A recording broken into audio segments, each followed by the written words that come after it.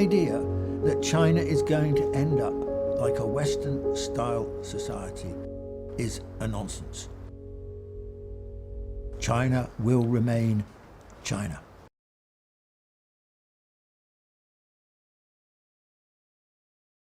I think that the United States is now just beginning to come to terms with the idea that it's in decline. It's not accepted the idea, and I don't expect it to easily, because my own experience in Britain is that for decades, we denied that we were in decline. And in some senses, we still do deny it.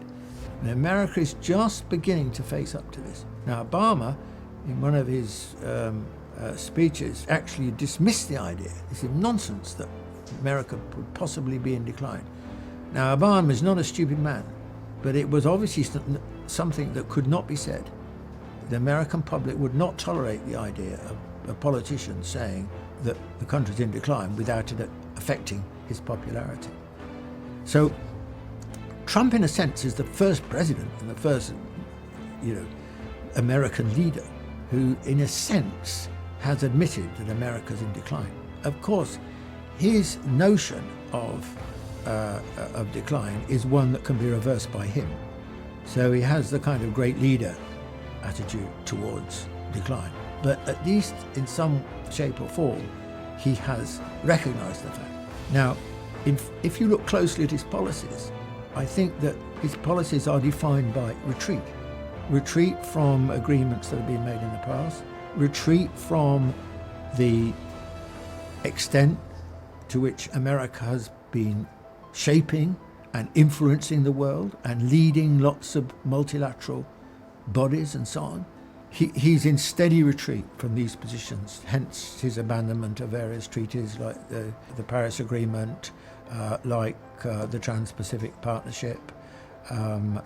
So I think that what Trump represents is a retreat from where America has got to, and a retreat into itself, and an attempt to redefine what America is, in his terms, as a primarily white nation.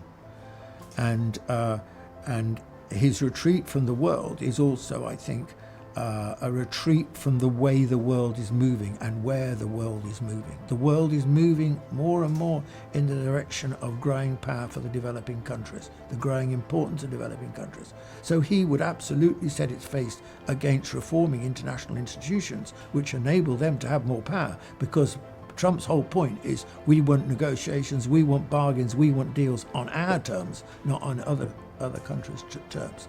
So I think that what Trump represents is a reactionary response to the rise of China, I say that, to the rise of China and to the rise of the developing world. Now, this was always a possibility, that at some point, the forces in America, those forces in America that felt they didn't like what was happening, that felt their own interests had been badly affected by, for example, in the Midwest, where manufacturing has been declining, that they would try and blow the whistle and call a halt to it and try and reverse these historic processes. So in doing this, Trump, in a way, is setting his face against progress, the idea of progress, the idea of modernization, the idea of modernity. I mean, look who he's backing, for example. The constituency he was obviously speaking to in that terrible UN speech were his support base in the Midwest and around America. And who are they? They are people, I feel sorry for them in some ways. They're people who've done really badly out of globalization. They're the guys who, since the late 1970s, 1980s, their living standards are more or less frozen, if they haven't got worse. He is mobilizing them. Often they're racially prejudiced, so he's appealing to their racial prejudices.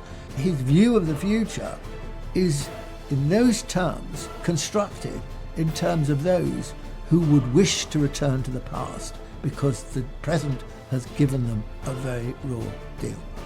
So I think that we should see Trump not as a clown, not as an idiot, not simply as a demagogue, but someone who is a real political figure that is voicing the views of an important constituency in the United States. So therefore, what do I expect? I expect Trump to carry on in the direction that he's been going. I think he's also a disturbing figure and a dangerous figure.